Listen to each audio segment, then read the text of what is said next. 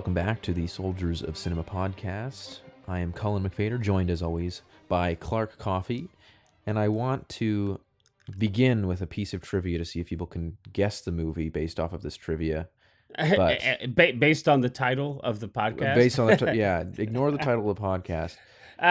Okay. I believe the reason you chose this movie is because right at the start of the movie, it pans past television, and the two teams playing basketball on the television are LA and Toronto. It's got to be Lakers. Oh, no. So, is it really? Yeah. What? Toronto has a basketball team? Yeah, we won. Well, I think it was the year that I came to LA. We won. So wait, there you go. Wait. What were you gonna say? That they won something? What did they win? Like a championship? Yeah. No way. We did? won the NBA final. Oh my gosh! I don't know. You're coughing, and I feel like you're getting all choked up. These lies. Yeah, it was a huge embarrassment for LA to have lost to. Wait, when did this? Okay, so first of all, I have to admit I don't keep up with basketball and professional basketball, and I haven't since Jordan retired, like for the 15th time. Oh God, yeah. So it's been a long time since I've kept up with pro ball. But okay, wow, that's pretty cool. Yeah. I'm going to say that's why. Finals. What is the name of the Toronto? Is it the Toronto Raptors? Yes, yeah. Oh my lord. Okay, all right. They used to have very cool purple jerseys back in the 90s when the team started, and they've gotten rid of that, but I still yearn for those days. Okay, and that is really the two teams that are playing in the beginning of Drive? I thought that was why you chose this, so. I'm just sure it is. Yes, it is. That's exactly why I chose it. So my choice was Drive. If I drive for you, you give me a time and a place. I give you a 5-minute window. Anything happens in that 5 minutes and I'm yours, no matter what. I don't sit in while you're running it down. I don't carry a gun. I drive. So you just moved to LA? No, I've been here for a while. What do you do? I drive for movies. Isn't that dangerous? It's only part-time. You put this kid behind the wheel. There's nothing he can't do. Kid, I want you to meet Mr. Bernie Rose. My hands are a little dirty. So am I. My husband's coming home. Where is he? He's in prison. There's some guys that want me to do a job for them, and I'm not gonna do it. What is that you got there? One of those men gave you that? What's the job? When you get your money, his debt's paid. You never go near his family again.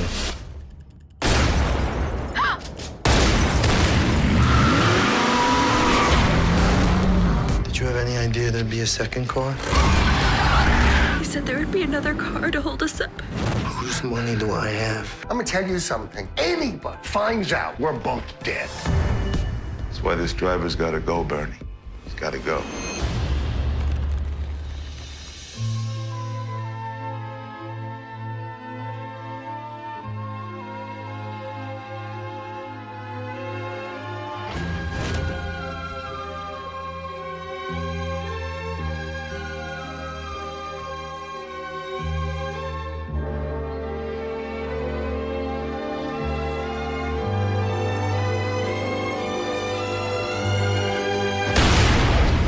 Do you remember this?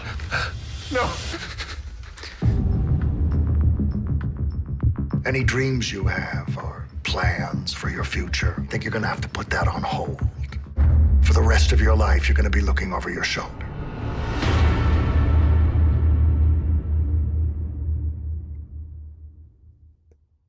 And we can do that thing that we always do before we dive into the nitty-gritty, where we discuss our kind of our first viewing experiences of the film to compare and contrast. So let's start with you. Now, I know both of us had seen the film prior to us watching it again in preparation for this episode. But yeah, tell me a little bit about your first experience with the film, and just like, did you dig it at all? Did it just not connect with you? What were your thoughts, et cetera, blah, blah, blah. Yeah, I mean, I remember this movie coming out very distinctly. I didn't see it when it came out, but it was like Yeah. it was the year before I went into high school. So Oh my when gosh, I you're in made middle school. I was in Oh, grade 8 in oh, 2011. oh my Um, God. but I remember, because of that, like when I made all these friends who were also into movies and stuff, it was like all anyone would talk about. And it was, Oh, really? like, oh, have you seen Drive? Have you seen? Because everyone thought it was so cool, and it was like moody, and So in your circle of friends, yeah. this was And like the hip thing. I Wow. still never saw it. I didn't see it at Okay. all through high school. I saw it. You're like, I think the first time I I'm too probably watched cool. it was like 2016 or 2017. Mm-hmm. I remember liking it at the time. Like I remember, enjoying it. Some of my favorite older movies are like, I love Bullet, and I love Mm-hmm. like French Connection and things like that. I think both of us kind of share an affinity towards movies with Yes, we do. cars and things like that. So With cars, yes. Movies, cinema and very cars. Like, how can you get? movies feature cars? But yeah, and I remember thinking that it was very good. I didn't know Refn too well. Like I knew of his other work because at that point he'd done I think Only God Forgives, and No, don't not yet. remember when. Yeah, or yeah, what Yeah. was Only God Forgives was So what? so Only God Forgives was released in 2013, so a couple years after Drive. Yeah, But so he when I saw, definitely yeah. had. Right. So since you didn't see it at the theater, though, it sounds Mhm. like Only God Forgives could have totally been released, and so you Yeah. might have been Yeah, aware of that I would have film seen before it you even probably, saw yeah. Drive. Yeah. I would have seen this probably, 2017-ish. So I Yeah. think I Yeah. knew of him. I still hadn't seen it. It was the first of his movies that I'd seen. Yeah. But I knew like at that point he'd kind of gotten this reputation, or like he'd kind of made a name for himself as this guy who does these like kind of colored, like, neon, The neon um, noir kind of thing. exactly, like this kind of Yeah. neo noir. And so yeah, I kind of knew vaguely what to expect, and I'd seen like this movie always popped up on like best of lists, or like cinematography tutorials, things like that. It always just kind of popped up there because it has a very distinct look. And then like Um, whenever that really wonderful YouTube essay series, Every Frame a Painting, yes, yeah. they released I think like a smaller little quick segment on Drive Yeah, as who just well. released his first new video in like 10 years or something the other I'll day. have to go Yeah, back he's and back. check because oh wow, okay, I think they're doing like a limited series of new videos. But very cool. alas, yeah. So I remember seeing the movie and thinking that it was, I enjoyed it. Yeah. It has again like a very specific style. I think that I it's not necessarily the style that I usually enjoy in movies, and I think that there's been a lot of um for lack of a better term, homage paid to this movie. Like I think it really did set a trend for a while. You're being kind, yeah. And I think that kind of also might have influenced my viewing of it, because it's like going back and watching a movie that starts any trend, and it weirdly has this sense of being cliched, but it's not, because it when it invented It started the whatever, cliche, yeah. But no, I do like. I think that it definitely, I think, rises above all those things. Like I think the movie itself really works. It's got a very very light, simple like story. Like I think that also really works in its favor. Is that it's much more about the kind of vibe and the moodiness and the Agreed. like the aesthetic of it all, tone over the exactly, the tone of it over the specific plot points that it's got hit. So I think I enjoyed that. If I'm reading the tea leaves here, if I'm like sifting through the tea leaves of your description of your viewing, if I had to put a number where 0 means you'd rather vomit and then eat your own vomit versus see the film again, or 10, you just die and go to heaven after you saw the film, it was that good, it feels like what you're telling me is that you would give this film a 6 or 7. Am I close? I'd say probably like a 7, a high 7. Okay. So, all right. So it's not like the greatest thing since sliced bread for you, but it's not horrible. You enjoyed it. Okay. Yeah, no, I actually, like, I even last night watching it, for the first time, rewatch in, probably 8 years.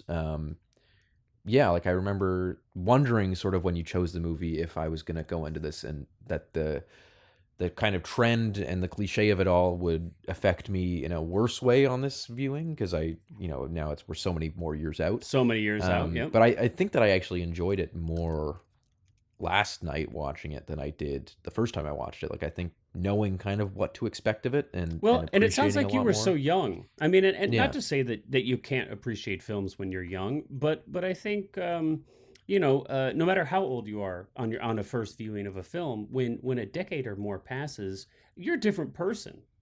Right? I mean, your life experiences are so substantially different, right? Have been added to by that time. So, I mean, I've definitely had experiences where I watched a film and then watched it a decade later, and my experience that second time is really profoundly different in a lot of instances. But well, I'm gonna try to convince you that this is a greater than a 7 film. Yes, We'll yeah. see if I can do that. Well, I don't remember exactly when I saw the film. It was much closer to its release date, but I didn't see it at the theater, and I can't remember kind of why I didn't or what was going. I almost certainly I saw it. Yeah, I can't even. Definitely saw it at home, but maybe it was probably like on, some streaming service or something at that point. Although I don't think it's really available anymore. Streaming, it's kind of like I don't know what the right situation is with the film. It's on So who Prime knows? here, but yeah, I'm not sure Yeah, what it's I like in don't the think US. Yeah. gosh, and I can't, I just can't recall. So I mean, I definitely have the physical media. I had the Blu-ray, so it might have just been that I bought the Blu-ray, a year or so after it was released theatrically and watched it that way. And then for this episode, now I have the UK UHD release, and that's how I watched it this time. But I remember being very impressed with the film on my first viewing and then like subsequent several viewings. I was not familiar really at all with Refn. I don't think I knew who he was at all. And I was like vaguely familiar with Gosling, but I don't think any of his films that were before this, like The Notebook and Half Nelson, and they just they didn't seem to speak to me, so I didn't go out of my way to see them. I hadn't seen any of his films. He wasn't like the huge megastar that he is now, and just I think those films kind of fell within a genre, or I thought that they were in some genres that just weren't immediately interesting to me. I don't think I've still not seen those films. I have seen Lars and the Real Girl, and that actually is I like that film very much, and I think that was one of the other films that was released either right before this film or maybe near this film. I can't remember exactly, but so I'm going into it really, I think Albert Brooks, Ron Perlman, I knew who they were. And then I think it's Christina Hendricks. I knew who she was because I was a big fan of Mad Men, the TV show, and had been watching that. And I'm a really, really big fan of Albert Brooks. I Me too. absolutely love Albert Brooks. And I think he steals the film personally. I absolutely love him. I think he is fantastic in this. So that was kind of when I was like, oh, Albert Brooks is he plays a bad guy. Ooh. So that was kind of, I think before I actually had sit down to watch it, like that's the thing I was really excited to see. But I think this film, it's kind of the more that I kind of think about cinema and what it like, because I feel like we're in this era, right, where we've got this so-called thing that's titled cinema. What is that? I wonder, right? The theatrical experience is kind of like fading away for a lot of audiences. People are watching everything on the television at home, and even more, especially younger people, they're watching it on their iPad or even their phone. Yeah, they don't even have TVs. Yeah, and it's YouTube. Yeah, they don't even have. Right, they may not, and that's where I'm really kind of aging myself out of that. It's like I can't even fathom that. and it's probably like like my parents or older people being like, how can you not have a landline phone, Yes, you know what I yeah. mean? It's almost like, well, how could you not have a television? You're like, well, I watch it on my phone or my iPad or my computer monitor or whatever.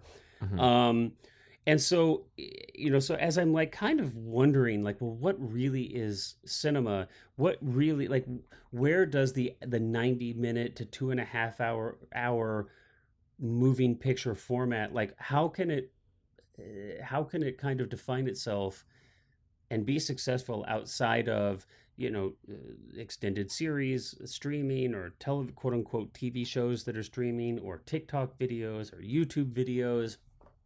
And I think that in watching this film, it kind of reminds me of where I think cinema really excels. Like, where did what because even the name film, right? Well, most films aren't shot on film; they're shot digitally. So it's like all these ways that we used to kind of define cinema it's kind of this very fluid situation that we're in. And I think watching Drive, it reminds me that I think where cinema really excels in this hour and a half to 2 hour, 2.5 hour long length, I kind of, the word like tone poem kind of comes to mind. I think that it's a director led medium. It's not a writer led medium. I think it's more than even like the focus of visual storytelling. I think it's really about simple plot. It's like I keep in my mind, I think of like haiku. Like, this film feels like a haiku to me, and it feels so successful in that as a tone poem, as a haiku. There's, like you said, it's a very, very simple story. It's not trying to be complicated, but it's so successful and effective at bringing you into this world where there's this tone, there's this vibe, there's this, and it's just exceptional with that. The way it's shot, the way it's acted, the performances, dialogue, this cool ass synthwave soundtrack. And as opposed which has gone on to have a life of its own too. Like, these songs in this movie appear everywhere now. Everywhere, yeah. And maybe I'm like out of the loop. I'm sure synthwave was a thing before this film, but this film kind of made me really aware of synthwave as like a whole kind of genre of music. But yeah, I guess to me, this is a great example of a film that is supremely successful at creating a vibe and a tone and putting you in this like cocoon of that vibe. And I feel like, at least for me, this is one example of several that we've, I think Drugstore Cowboy was one, My Own Private Idaho, Barfly, a lot of films that I've chosen here. If I think about it and look back, I think that's what I really enjoy about cinema.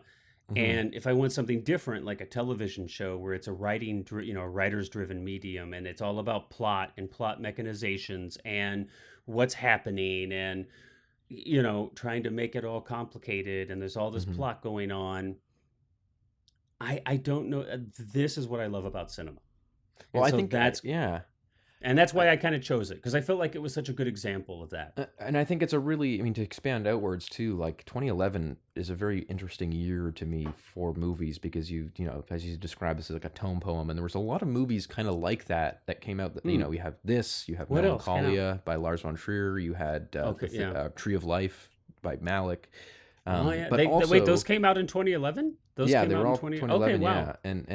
And I think it's interesting because you've also got... Wait, don't forget Hangover Part 2. Oh, also Hangover came Part out 2, of course, in 2011.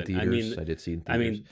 I auditioned for that film, by the way. That's a whole other story. That's a whole other story. Yeah. But then you've got you also have, like, this is a very specific year for me as well, because it is the year that I remember seeing the last movie project at like a multiplex big cinema on like at film. the mall or something, or it was the year that switched over. And I remember the last movie I ever saw on film at a a large multiplex was Battle Los Angeles, which was probably not a great movie to go Oh out my. on. And obviously, you know, I've seen movies on film since then. There's plenty Sure. of like rep screenings and things like that Yep. do it. But in terms of mainstream, big, you know, new movie that's out just in a general cinema, yeah. And so it is a very fascinating, it almost, unfortunately, like a year like 2011 is almost unrecognizable in terms of these movies that were coming out in theaters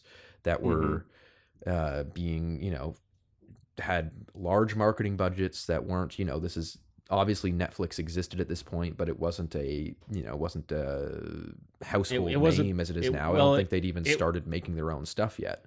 Yeah, it wasn't a production. It wasn't a studio, I don't think. No, or not significantly at this like time. his House of Cards was their first major original thing, and I don't think that had started yet. I might be wrong, but yeah, and so it's like it almost is a completely foreign environment for the medium here.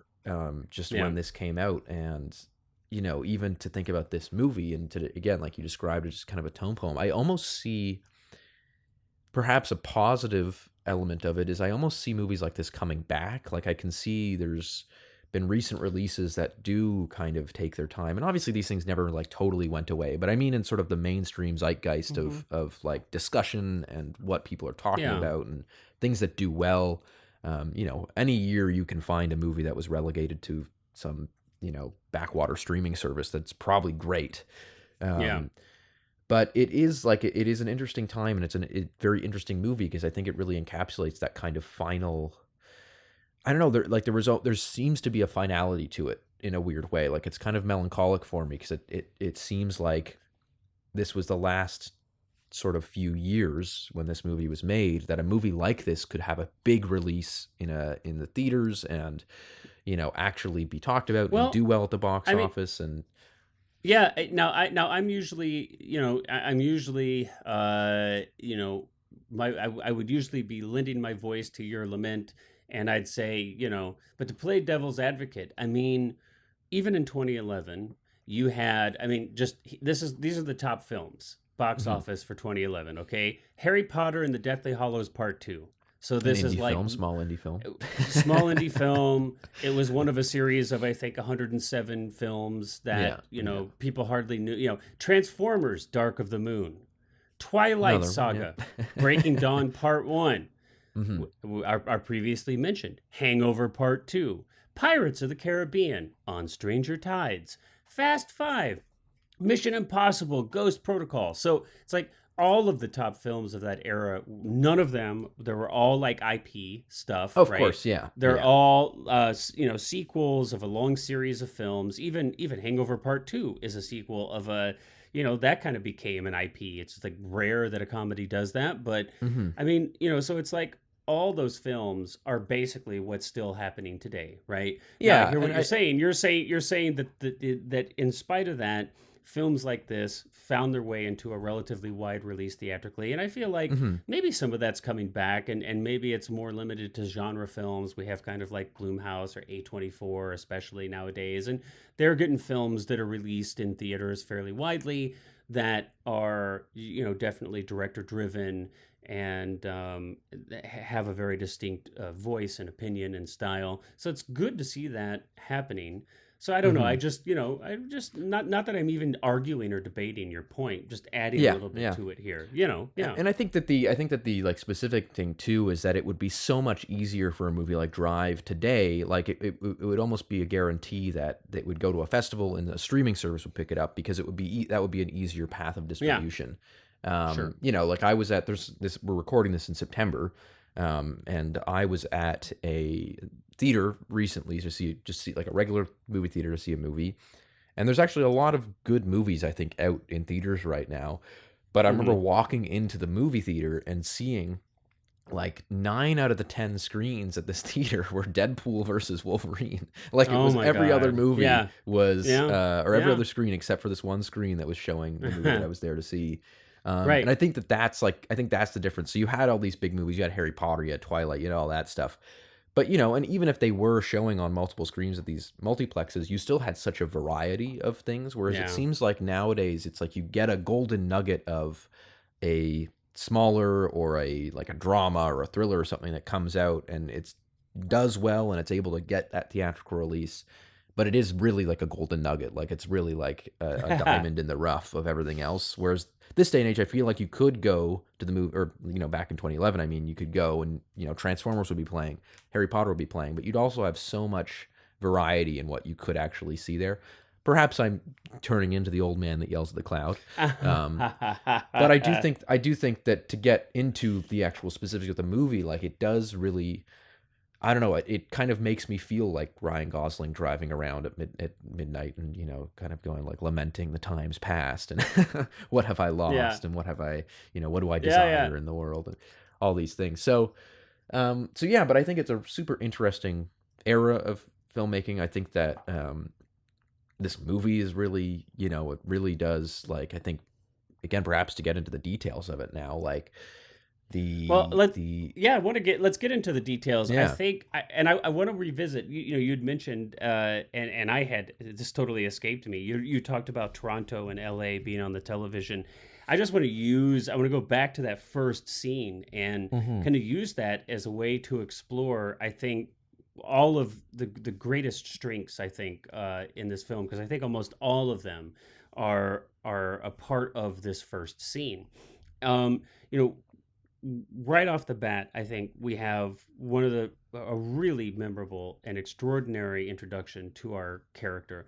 And what I love about it is that, just like some of the other films that are some of my favorites, like the Mad Max films, and especially I'm thinking of Mad Max 1, I feel like this is very similar in the way that character is shown to us by his ability and behavior, not through talking or telling, but through showing. And I know we say this over and over, and it's like a crazy cliche, but the reality is that a lot of times, and especially with this huge amount of content that we see television, especially, it's a lot of telling and not a lot of showing. So I just think this is a great example of super efficient, right?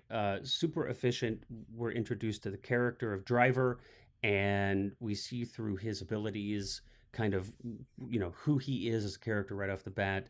And we're also introduced, if I'm not mistaken, to his boss, right? The Bryan Cranston's character, right? Who puts together, right? And I love all these little touches where it's like, okay, he's in his tiny room, right? We open up, like you said, there's the TV playing the game. So we're introduced to that, and there's going to be a nice little payoff for that. And it's just a little thing, but there's a really nice payoff to that. It's very elegantly woven into this first scene. We see that this guy lives a very frugal life. He's in like this alone in this studio apartment. Perfect. We see that he's like no nonsense, down to business. It's like, look, you get 5 minutes or whatever, you know what I mean? And you'll never be able to get me on this phone again. Boom. It's like we know he's got his rules. Like these are his rules for successful, getaway.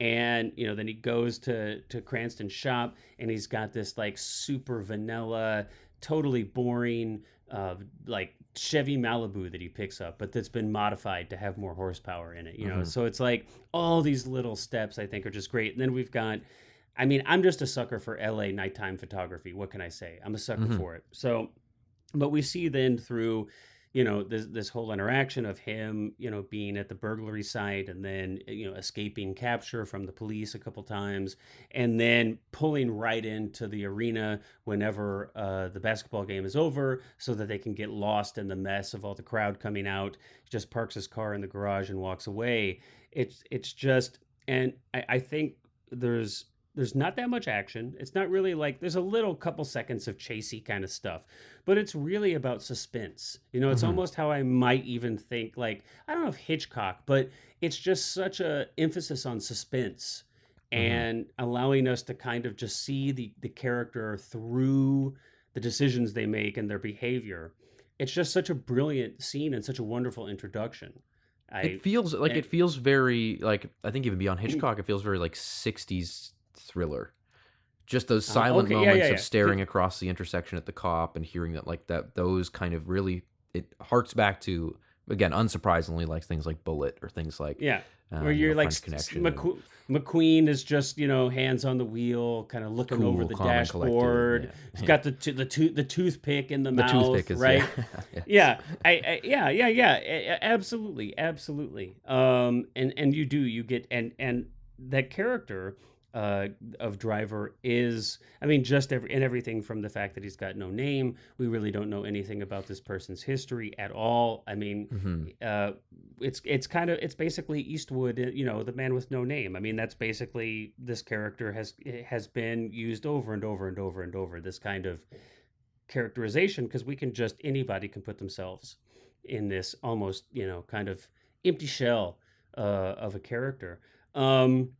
But I thought that was so brilliant. And of course, the music here, too, is just, the soundtrack is so effective. And like I said, I don't know. I mean, maybe you were aware of like synthwave. I'm not super cool. I'm old already. But I was like, whoa, what is all this? The soundtrack stuff's amazing. Because I'm not a big fan of like electronic music at all. But synthwave is like cool as hell to me. I still dig it. All these like decade plus later. Mm-hmm. Was that a thing? Like as a young kid who's like hip, you're like really like tied into all the like latest trends. Let's not go that far. No, I mean, it definitely. I mean, again, it was always like it was a niche, but I think, like thinking back to even just how social media was back then, and like what was social media? It was 2011. What would it like have been? YouTube was like huge early then, Facebook, and it was probably still Facebook, and like kind of Instagram was starting to kind of come in as big. Twitter was there, but not huge.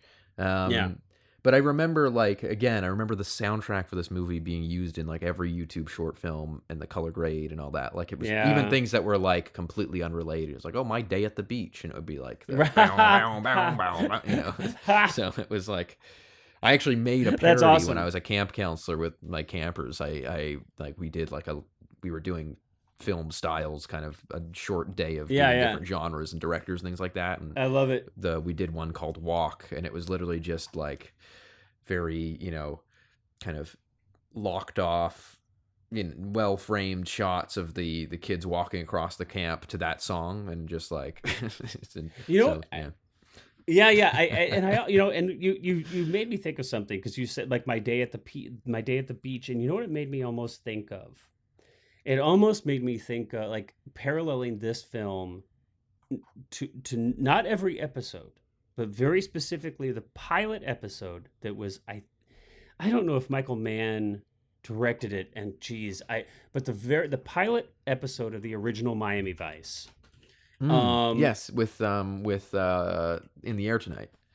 Or is that a later? That's a later. No, that's correct. No. Oh, it is. Okay. Okay. Yeah, I'm almost certain that infamous, not infamous, a famous scene of Phil Collins in the Air Tonight is playing and they've got the cameras like attached to, they've got the Ferrari, and it's got all the like wheel seat, and that kind of vibe, and they're just like, and Sonny and Crockett are in the driver's seat, the top's down, and they're just like not saying a word, and they're just kind of like looking down the road, and it's the da-dun, that kind of vibe, I feel like, is what I get. Well, yeah, and it definitely blew up. Like, from, I think, again, this movie definitely brought back a lot of that, because it wasn't directed by Michael Mann. Just FYI, I just want to. I just real quick, sorry, but yeah, Thomas Carter actually directed, but Mann, of course, Mann was the showrunner and all that. Yeah. Yep. Okay, so sorry. So please continue. But yeah, and you look back even at something like Grand Theft Auto 5, which would have come out 2 years. I think it was 2013 when that game came out. And a lot of that, again, like the synthwave stuff you're talking about, like just in the trailers where it's using that kind of like synthy, vibey music, showing LA at night. Like, I think that this kind of ushered in that kind of new era, even to the degree that, God, how many like album covers back then would use that, like that electronic grid look, and it would be like, it would look like the grid was going way out in the sky, and then purple like neon writing at the top and stars or whatever. And I think that this movie was very much, if not partial, like majorly responsible for bringing that back, because it did become this like I remember people buying the jacket that Ryan Gosling wears in this movie. People still wear it, and I think it's. Are you serious? Yeah, maybe a bit embarrassing, but wow. But I remember people bought, and that like there's this joke online that Ryan Gosling in this movie is like literally me. People say that thing. It's like, he's literally me, and so there's definitely it kind of ushered in that aesthetic again of like where But let's talk about that. I mean, we can laugh, and it is kind of a funny meme. Like, this is literally me. But I think I do think that and I think if somehow spaghetti westerns were like a modern thing, they'd never been released before, and you had a young Clint Eastwood, right, just released like Fistful of Dollars, I think you would have people being like, that's literally me. And I think the reason why these characters are so kind of like prone to have that kind of response from an audience to some extent is, again, it's because they are so open to interpretation. There's so little dialogue slate, from this. They're blank slate kind of things. And that's not, and look, does every lead character need to be like that? Of course not. There's so many different ways that you can approach it. But for this kind of film, I mean, I think that's, it's very, very easy for somebody to kind of put themselves into this because, like you said, he's a blank slate.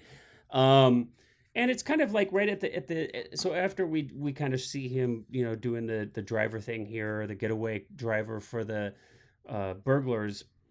Now we kind of see what's going to become really something that propels the rest of the film, which is this kind of, I don't know if it's definitely not a sexual relationship, but it is some kind of romantic, kind of unrequited, kind of could never be kind of relationship between driver and I'm gonna forget her name, but it is Carey Mulligan's character. Yes. And her son, and so that kind of propels us through the rest of the film.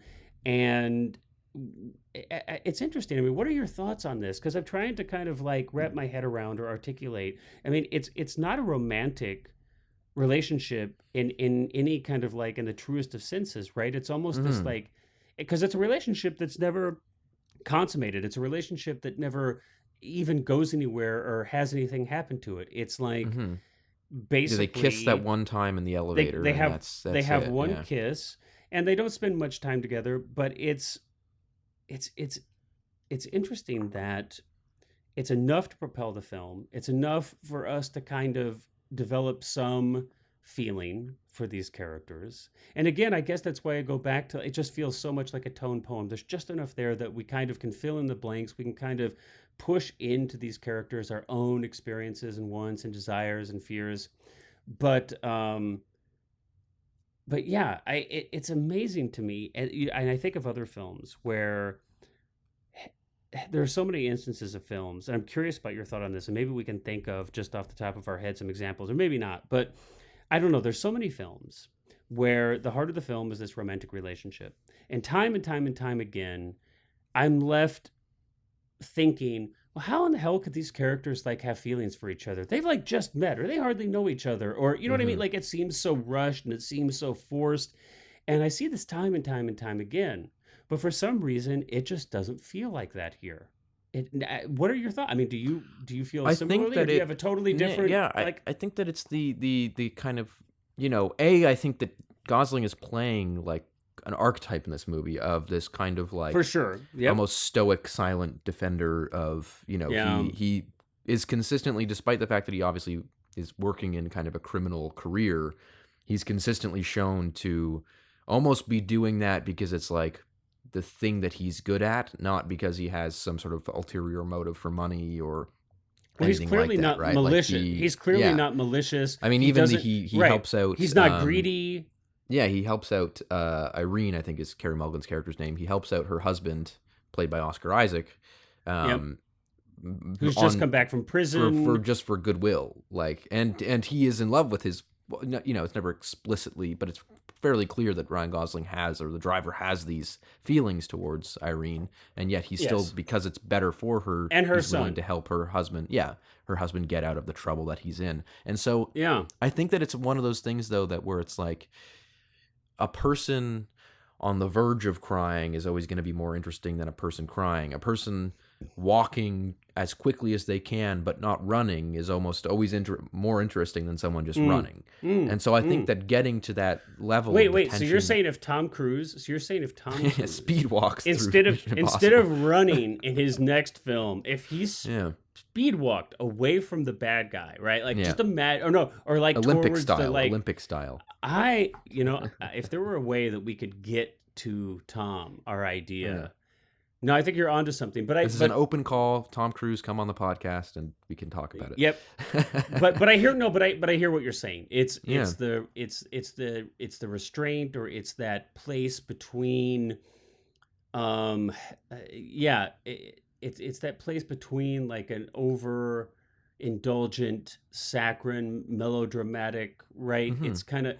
And I mean, I love melodrama. Like I love a lot of 40s romance movies that are very melodramatic. I think that those are great. But I think that is the thing that works for this movie, is that it really does set up its margins in the tone and never goes outside of those margins. And I think that really works for it, because it's like, okay, Ryan Gosling probably has like 10 audible lines of dialogue in this movie. Like in those lines, he's not giving much detail or information. It's really about the tone of his character that is being expressed through those lines. It's not exposition. It's not. And like even the car chases are quite, they're restrained in a sense, and the action is restrained, and the camera movement is restrained, and the dialogue is restrained. And so I think if all those other things were like that, and then the only thing that wasn't was that this romance actually blossomed and kind of bloomed and was something real, I think that would stand out. I think it would really like stick out of the movie and feel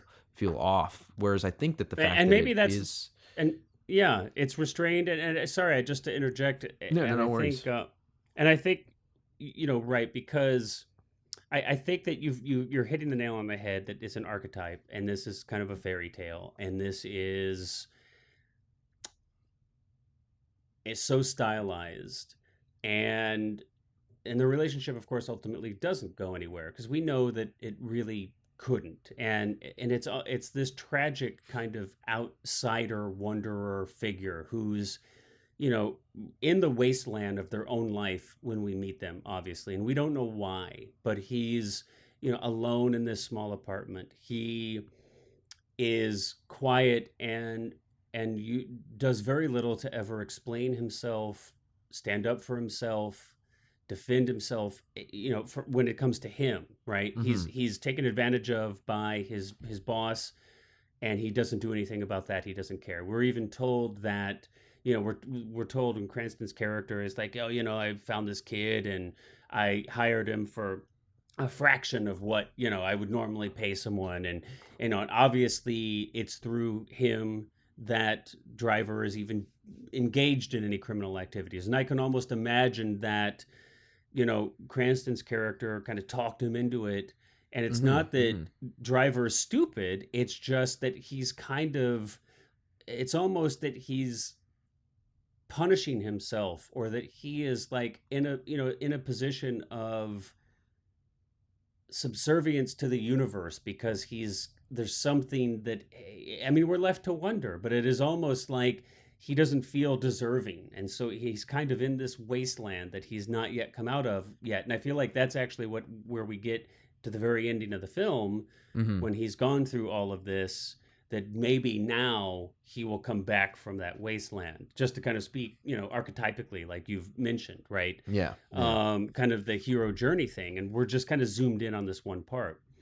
And so it's not so much that there's a romantic relationship here that's going to ever be consummated, but that not to get too cheesy, but there's kind of the inciting incident of another human being, or actually a couple of human beings that he cares about, that kind of brings him back to consciousness. I don't know, just a thought. Well, I think it's really appropriate that you mentioned like The Man with No Name, Clint Eastwood movies, and how that kind of fits, because if anything, this story is kind of like a smaller version of like those old westerns with Clint Eastwood. I can't remember if it's For a Fistful of Dollars or For a Few Dollars More, where he's defending the town from the bandits, the gang of bandits. Well, I think isn't it even like the first two? Which one is the one where he Yeah, has the like first one is where he takes the stove yeah. door and he I puts think it that's under his for a few poncho? dollars more. Yeah, I he's believe. Yeah. And so, and in going back even further to the like Kurosawa's samurai movies, which obviously inspired so many of those Western stories, like this really does have that feeling of like he is the like in those movies he would be the lone stoic samurai who comes in, defends the innocent, asks nothing for and then it, leaves. and then moves on. And or Mad Max, very similarly to the way Mad Max wanders in and out of each movie, which is almost a reluctant anti-hero. Yeah, and so I think that this is instead of a town that this character is defending, it's this family, right? Like he's asking nothing of the family in return. Obviously, he has desires. Obviously, he would love to be with Irene, and it's made very clear that when he especially that moment in the elevator when the for context, there's a mobster that's sent to basically finish the job after killing Oscar Isaac.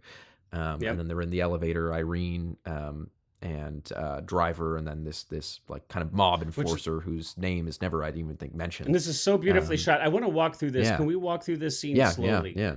Let's walk through this scene slowly. So you're right. You kind of where we're at now, just as a refresher for people if you've not seen the movie in a bit.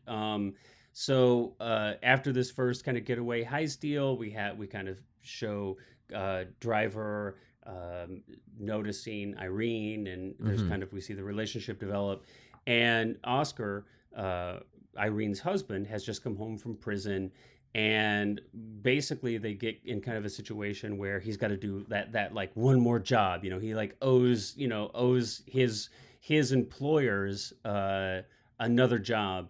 And so Oscar reels Driver in to help with this job, and ultimately it ends up being a setup, and of course it goes bad. Oscar is killed, and now Driver's got the money, and so now the mob is sending the hitman to take him out, and so now we're in the elevator in the apartment complex, and I feel like this is one of the most beautifully shot sequences in the film, and one of the most interesting usages of violence. The violence is so interestingly used here.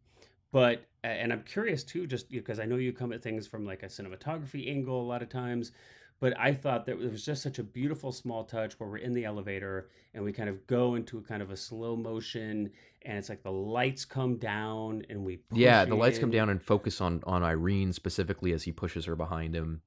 Yep, and they have this kiss.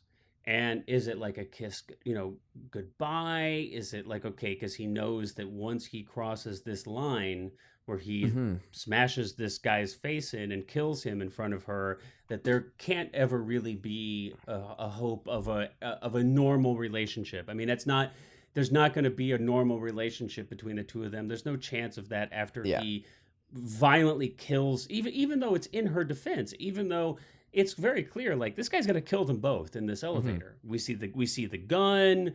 We see we know what's happening. Like there's no ifs, ands, or buts about it. It's not like a maybe. But so that's one kind of interpretation. But I remember when I first saw it too. I thought that the kiss could have been even like almost like a ploy of distraction, and it's like I think as soon as he actually does kiss her and it moves in, I think that kind of disappears. But I remember thinking that the first time I was like, oh, he's kissing her to stave off the attention from that guy. But and you could totally and you could totally read it that way. But I guess the way that it's performed from the two performers and the way that it's shot, in that it's kind of like that feeling when you're kissing someone for the first time and the world is just gone from you. Yeah, and the lighting. I mean, it feels so very genuine that between the two, that I feel like from Driver's perspective, this is an absolutely pure expression of his of I don't even know if love is really the word, because I mean, they don't ever It's have like any his pent chance. up melancholy almost, that like he just, it's Or like a touching a world that he never will get to exist in, but for yeah. this moment. Yeah. It's like, yeah, I guess it's like this just little like tentacle of longing that's like reaching from deep within his abyss, that's kind of Mm-hmm. being able to touch the outside world for a moment, um and then just the absolute like stark contrast between this really intimate, beautiful moment, and Mm-hmm. it just in like the blink of an eye goes from that to Driver like just smashing this guy's face, like, we even see it. I mean, it's like, Like his head is just like wow. mush. Yeah. Yeah, yeah. And Um, it's just that kind of stark Well, and contrast is I, just I also just like, I want to point out right after that too, as she leaves, she like backs out of the elevator, kind of shocked from yeah, this yeah. brutal violence, and it's like the one moment that we get a real authentic emotion on his face, where he turns around Mm, and looks at her, and I think that the fact that it is really kind of like the only moment we see him showing an emotion is very, mm-hmm. makes it very powerful, and he's looking at her in this sort of like he looks so deeply sad that Yeah, this is what he has to do. Like there is a sense of I yeah. wish that I could have this normal life with you, and he, like you said, is in complete realization and acceptance that that's never going to happen. Yeah. And it would be, I mean, even to move on with like the final moments of the film, when he's been stabbed, and initially we think it's a fatal mortal wound, but he ends up getting up and getting back into his car and driving off from Well, it's Albert Brooks. Yeah, even more than that. I just want to let me like add a little more detail yeah, to that, yeah, because yeah. I think I know where you're going. I won't steal that from you, but I want to add just a little more detail, because so right at the end of the film, he's still got the money, and everybody's dead now. Like the main boss is Ron Perlman's character, has been drowned in the ocean on the beach, Mm-hmm. and Albert Brooks's character is the only guy left. Now, I want to put a pin in that, because I want to come back and talk about Albert Brooks' performance, specifically as its own kind of topic, because I think it's just outstanding. Mm-hmm. Yeah, And he's so awesome in this movie. yeah. But they meet up at a restaurant, and basically, Brooks is like, look, here's the deal, man. This, taking that money was a big mistake. It's pissed off the guys at the top, but here's what I can do for you. You give the money back to me. Irene and her son will be safe. That they're never going to be touched by anybody again. But I can't make that promise for you. They're going to come after you, and so you better disappear. Mm-hmm. And they go out to the parking lot to exchange the money. And it's interesting, because I get the sense. Now, tell me what your thoughts are on this. I get the sense that Gosling or Driver absolutely positively knows that Brooks is going to attack him, Yeah, yeah. but he makes himself vulnerable anyway. Mm-hmm. It's there's like an inevitability that this character feels so resigned to in so many ways, that it's almost in some weird way that he's like wise beyond the scope of like it's And almost again, he's like sort of almost when like punishing himself in a way too. Like it's almost like you well, said at the there's a beginning, part of where it. it's like there's this Yeah, level of, yeah. it's almost like he's punishing himself, but it's also too like he knows that there's no such thing as free will, and the universe is indifferent, and it's going to do what it's going to do, and Mm-hmm. I'm going and right, and this actually plays right into the whole idea of the scorpion and the frog, which is that we really can't fight our nature. A Mm-hmm. scorpion will always be a scorpion, a frog will always be a frog, and to even get upset that a scorpion stung you is ludicrous. When you Mm-hmm. like, that's what scorpions do. So to Yeah. get upset at anything the universe does is kind of ridiculous, because it's like, well, it's the universe, man. Like, this is what Yeah. happens. So it's interesting. Yeah, it's almost like there's a certain kind of monkish wisdom, or maybe there's a self punishment, or there's like some kind of combination of all that stuff. But I don't want to steal where you were going. So right, and so they get to the car, and Albert Brooks stabs him and tries to take the money. We have a quick kind of fight, and Driver has his own blade and wins that fight, kills Albert Brooks, and he kind Mm-hmm. of falls into the driver's seat of his car, and he's sitting there. And basically, we've seen how like him get stabbed, we see all the blood, and the camera just sits on Gosling's face with his eyes open, like totally unmoving. We don't, I mean, it's amazing that Gosling was able to be so ridiculously still. Like his eyes don't even move, like the tiniest He little looks bit. dead. Yeah. Because I look, like I rewound it and then they like double checked, you know. Yeah. And I mean, it's a long period. I mean, I think we sit on it for what, 10 seconds at least, which is forever when you're just sitting there, you know. And so it's like, okay, what's that? And then he blinks. Oh, he's alive. He starts up the car, and he drives away, and we see the road laid out before him over the dash. And so that's the setup. But what were you were gonna mention? Yeah, something well, I was gonna specific. say that. So yeah, because he then drives off, leaves the money with Albert Brooks' body in the which is parking key. lot. It was never about money. Well, because what I was going to say too was that there's like, there's an alternate audience-pleasing ending to this movie where Ryan Gosling takes the money, goes back to Irene, and they drive off. What? No, I don't mean really. Like it was never shot. But I just mean hypothetically. Whoa. No. For half a second, I thought you meant there was like a deleted scene. No. You know, I just mean the hypothetical. The studio was like, we can't. No. He's got to take the money. He goes back to Irene. He's like, hey, quick, they drive off in we the gotta sunset go. down the PCH.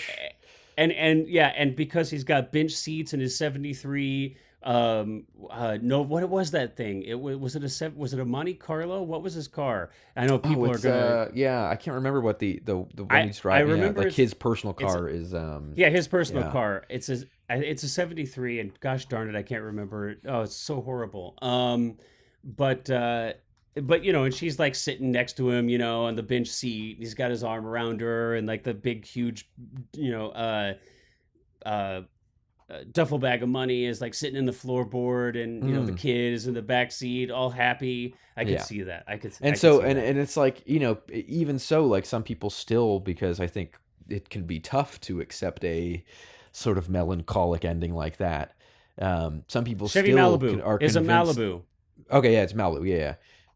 They're convinced that he goes and it's like, oh yeah, like at the end when he's driving to her, and we just don't see it because it's. But no, I don't think that he's. I think that he's accepted. Oh, he's no never way! Gonna see her again No in his way! Life, No. And so I think that is one of the most important parts of the movie is that it's like it's not it's it again, like I said, it has written its margins in this archetype, in this kind of fable that the movie is playing with, and it can't, you can't break those rules. You can't break out of that because it would make the whole rest of the thing crumble if it did. Like it would. Oh, it would. Yeah, and I guess this is where, and because part of the lens that I'm always looking at these films from when we do this, and just in general, is that I'm always kind of, and maybe this is my problem. Maybe I should stop doing this, but I'm always trying to kind of look at. Like, and remember, like, what really speaks to me, what really works for me as a filmmaker too, not just an audience. And it's not that I'm trying to like ooh, I want to copy exactly how they did XYZ, but it's kind of really trying to understand so that I can articulate, not just here on a podcast, but of course through the craft, the kind of filmmaking that really works for me, that I really enjoy. Because I can't second guess what an audience might enjoy. I can only ever make a film in a way that pleases me, right? And you hope then that it reaches other people. And I think ultimately what it boils down to is that I think I really enjoy. I think film as a medium is generally more effective because there's such limited time and space to this kind of simple story. Focus on tone, and I really like the openness of this, as insofar as it could be interpreted in so many different ways. From as we've already talked about, whether that's the lead character or the relationship maybe between Irene and Driver, where did Driver come from, why is he here, and where is he going? And like you had just mentioned, well, some people may interpret this as that he's going to go back to them. I agree with you. I don't think that that's remotely the case at all. But somebody could think that, and you know what? That's fine. That there are no wrong interpretations. As an audience, interpret till your heart's content and any way you want. I think that the film has kind of told us enough that Driver, as soon as we're in the elevator and he kills the hitman, I think Driver knows that this is something that could never be. I mean, actually, I think he knows from the very beginning. Mm-hmm. There's never a point where we have this great conversation. It's one of the few times that Driver speaks where he's watching television with Irene's son, and we don't see, but he's watching some kind of like National Geographic thing, and they talk about, the bad, like, how can you tell that's the bad guy? And the kid is like, well, it's a shark. Like, all sharks are bad guys. And Driver's like, you can't have a shark that's a good guy. And he's like, no, come on. The kid, it's like, seems so obvious to the kid. It's like, well, of course not. All sharks are bad. Yeah. And what we really get a sense of is that, of course, what's happening here is that Driver is actually asking, can I be good? Can I ever be good? But what's interesting is that I don't think we ever get a sense that Driver isn't good. Actually, in almost everything that we see, even when he's committing violence or even when he's breaking the law, we never get a sense that he is actually a malicious person or a non-honorable person, right? We never get that sense. And so I think your interpretation of some kind of shame or guilt, it's really what I feel like is that he is shouldering some kind of shame or guilt through his life, and it may not even be warranted, honestly. And this kind of idea of self-punishment, of self-banishment, of forcing himself to kind of go through some wasteland. And I think we all it's like he has his own coda, like some he's extent. got his own his creed and this that is he why follows, these things, and it speaks to us. Look, this film is by no means even remotely the first film to kind of explore this, and you've mentioned several already. But I think all of us kind of we all to some extent exist alone in our own minds, right? And we're all kind of, have this wasteland that at whatever certain points in our life we kind of might find ourselves wondering.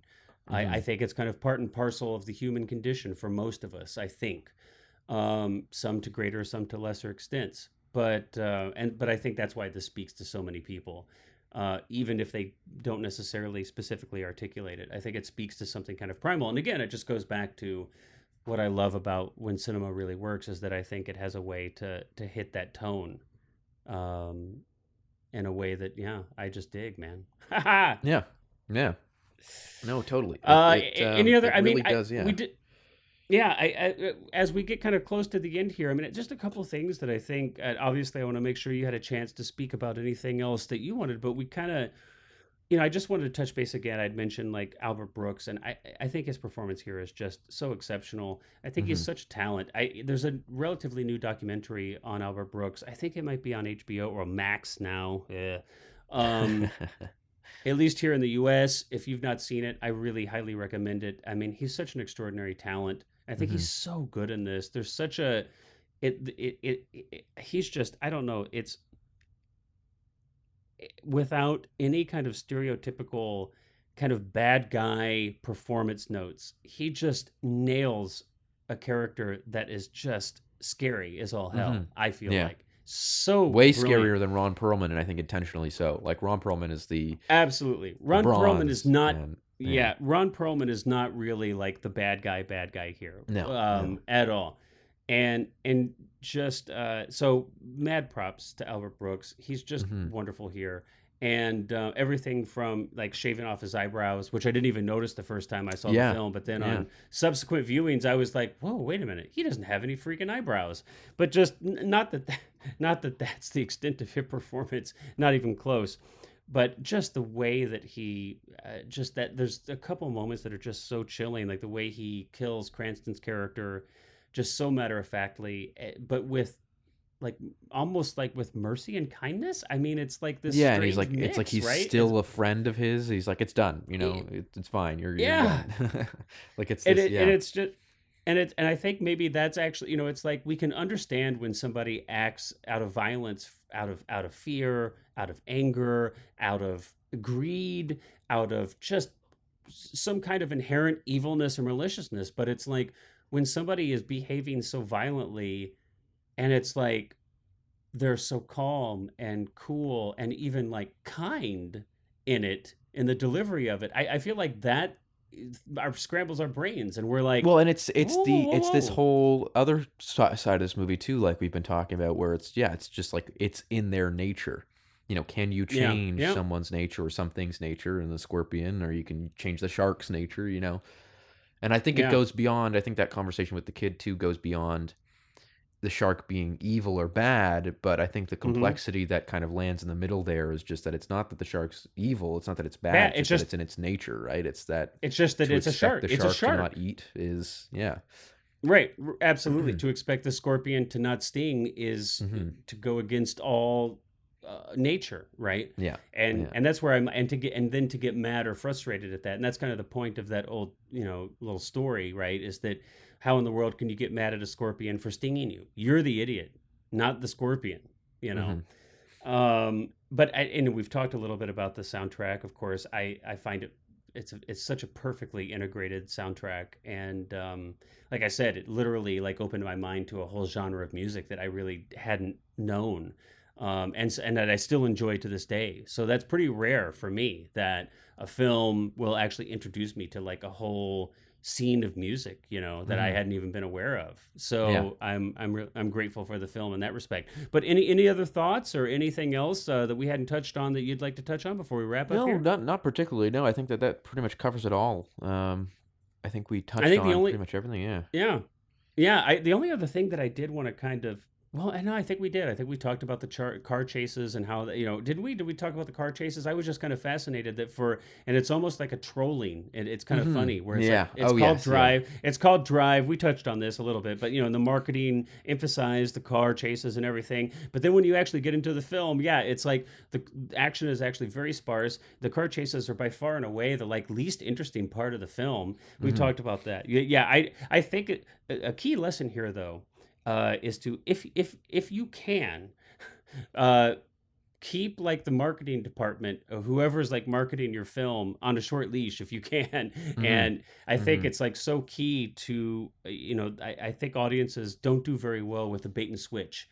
And it's interesting that an audience you don't change the film at all, but you change the expectations, and you can have an audience love the film or you can have an audience hate the film, and it's the same film.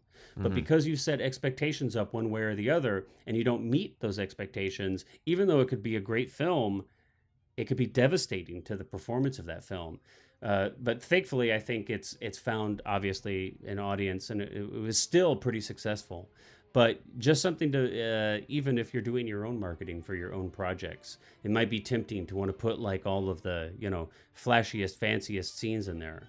But expectations, setting expectations are pretty key. Anyway, all right. Well, that about wraps it up for our conversation on Drive. As always, man, it was a pleasure. I totally enjoyed it. Yeah. Even though I'm a little sick, I'm glad I made it through. It was touch and go there for a minute when we were in preparation. I was I don't know if I'm going to be able to make it, but I did, and I'm glad. All right, man. Well, I look forward to your pick next time. And thank you, everybody out there, for listening. As always, we really appreciate you, and we'll catch you guys on the flip side. Bye.